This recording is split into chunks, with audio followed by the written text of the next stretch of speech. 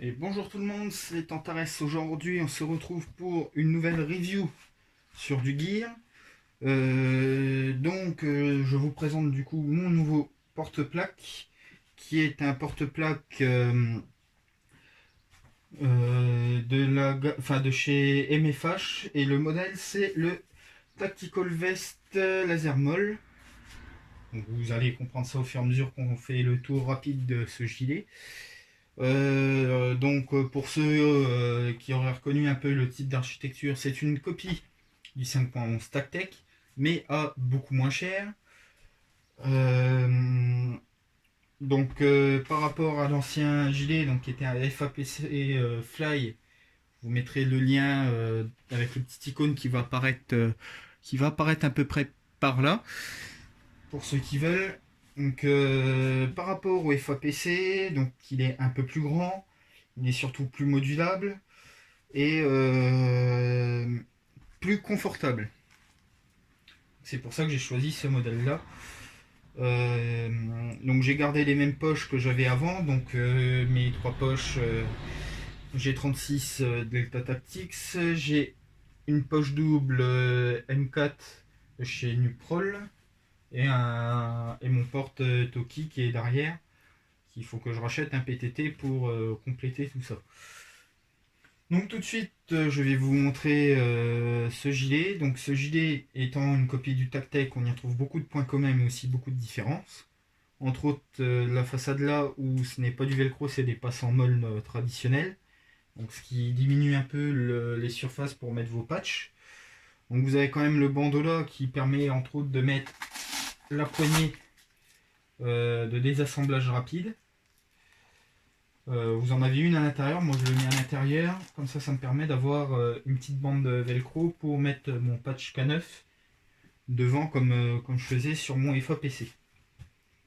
Donc ensuite, devant, comme le TacTech, on a une grande poche admin.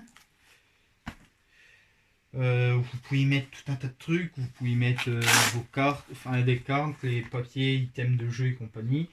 Vous pouvez y mettre facilement aussi un téléphone portable pour ceux qui veulent. Voilà.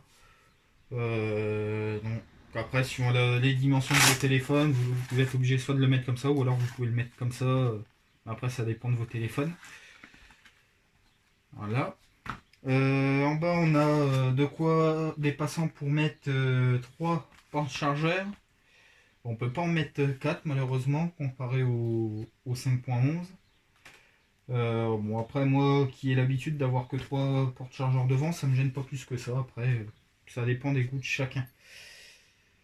Euh, pour la face avant c'est à peu près tout. La face arrière maintenant. Hop.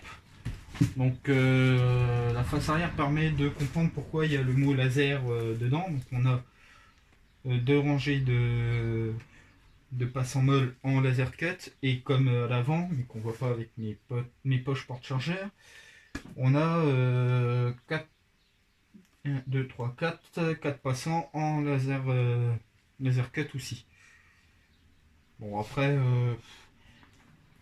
pour moi je vois pas trop l'intérêt de les avoir là, après ça dépend des goûts de chacun.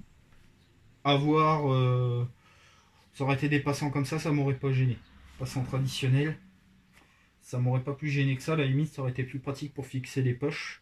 Après le point positif c'est que cela quand vous fixez les poches, ça, suivant les sangles de vos poches, ça gigote peut-être un peu moins. Donc, ce gilet aussi étant une copie du TacTech, on retrouve la poignée d'extraction, comme sur le TacTech, donc on peut descratcher juste tirer comme ça, mais on peut surtout extraire comme ceci, donc comme le TacTech, à la différence que le TacTech n'a qu'un seul passant central comme celui-ci, là on en a deux. Ce qui peut être pas mal pour la stabilité du truc. Donc voilà. Donc je range la poignée et on se retrouve juste après. Donc voilà. Donc la poignée après, comme vous l'avez vu, ça se re-scratch contre la paroi. Donc, ce qui fait qu'en fin de compte, elle ne tendue pas, vous n'avez pas de risque de vous accrocher avec sur quelque chose, car enfin, même la poignée en elle-même a un petit scratch dedans pour éviter qu'on se panne des fois des trucs. qu'on s'accroche sur quelque chose, entre autres pour ceux qui rampent ou quoi en forêt, ce qui est pas trop mal. Donc pour continuer, je vais vous parler aussi des cummerbunds. Donc cummerbunds en deux passants, contrairement au Tactec où c'en est trois. Honnêtement, j'étais agréablement surpris parce que l'élastique peut paraître un peu mou sur les personnes. Après, faut régler faut régler vos passants en fonction de votre gabarit, évidemment. Mais j'étais agréablement surpris. Je m'attendais à ce que ça soit plus lâche que ça. En fin de compte, ça tient très bien. Et je m'attendais surtout à la difficulté de fixer les équipements. Donc là, on peut voir comment j'ai fixé. Bon, c'est pas forcément très esthétique, mais ça tient très bien. Après, bon, ça dépendra des personnes. Chacun a son avis dessus. Moi, perso, je n'en suis pas déçu. Je m'étais posé la question d'éventuellement changer les passants. Pour l'instant, je pense que je vais les garder. Parce qu'ils ont l'air... ils font le taf. Après, est-ce qu'ils sont très costauds ou quoi, à voir. Le seul point qui peut être un peu un point noir, c'est... Enfin, au niveau finition, c'est que le bord des scratchs des passants, des fois, s'effiloche un petit peu. Bon, après, une fois que vous avez retiré le bout qui s'effiloche...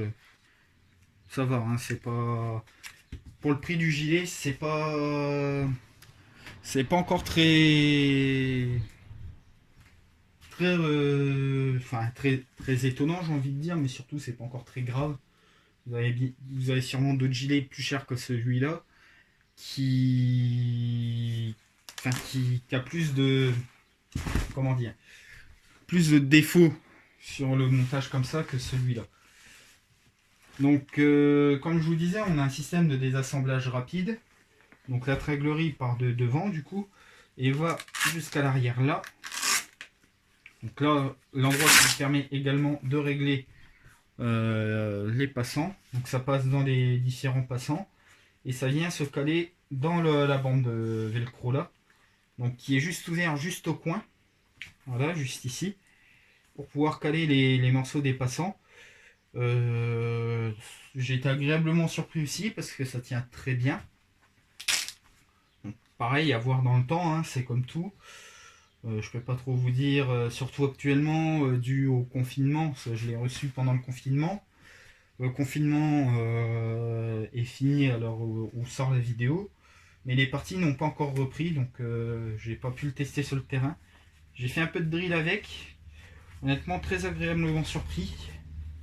Sur pas mal de points, surtout pour la gamme de prix, j'avais un peu peur. Mais en fin de compte, c'est pas si mal que ça. Donc comme je vous disais, la tringlerie passe pour aller devant. Elle passe également par les épaules. Hop. Donc, ce qui vous permet également de régler les épaules. Donc comme ceci. La tringlerie passe plus ou moins comme un système en fait de passe en molle. Hein. Un coup ça passe dedans, un coup ça passe au-dessus et ainsi de suite. Ça fait plus ou moins comme un système de passe en molle. Et honnêtement, ça fonctionne très bien, ça bouge pas. Une fois que vous l'avez réglé, c'est génial. Vous ne serez pas embêté avec. Enfin, honnêtement, moi j'adore.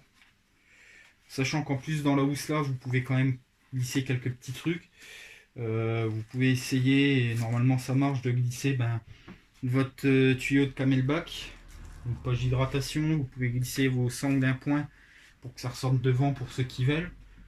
Honnêtement, comme en plus au niveau des épaules et jusqu'à en dessous de la nuque, c'est très très bien rembourré. Vous pouvez glisser pas mal de trucs, ça va bien amortir et vous aurez très peu de douleur en fin de journée, très peu de courbatures. Ce qui n'était pas le cas dans la manière que j'avais fait avec mon FAPC, qui était moins prévu pour absorber le poids. Comme normalement avec un FAPC on a une configuration plus ledge qu'avec ce type de gilet. Mais vous avez un confort qui est tout autre. Même si c'est pas le haut de gamme, c'est pas un Tactec. C'est une copie certes, mais une copie qui fait très bien son taf. Donc je n'ai pas grand chose à en dire. Donc tout de suite je vais vous montrer aussi pour les plaques comment ça marche. Enfin, je vais essayer. Essayez surtout de ne pas tout faire tomber et que ça se voie à la caméra.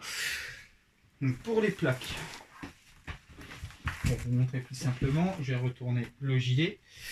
Est-ce qu'on va voir? Il faut que je recule un tout petit peu plus. Voilà. Et du coup pour les plaques, donc vous enlevez les deux petits scratchs qui vous permettent de maintenir la façade, qui permet également de fixer les cummerbunds, comme ceci. Hop.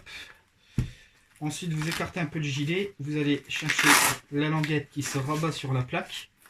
Voilà, donc qui permet de la maintenir comme il faut. Et la plaque va se glisser dans la grande poche ici. Donc le gilet n'est pas fourni avec des plaques. Par contre, étant donné qu'il y a des scratchs qui parcourent en fait tout le long et qui permet de scratcher les deux façades de la poche porte-plaque, si vous ne mettez pas de plaque dedans, ça va pas faire comme beaucoup de gilets, balloter un peu dans tous les sens.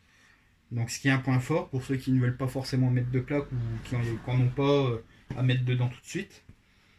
Moi personnellement j'ai mis des plaques faites maison avec de la mousse que j'avais qui traînait dans mon garage, des plaques de mousse qui traînaient dans mon garage que j'ai recoupées.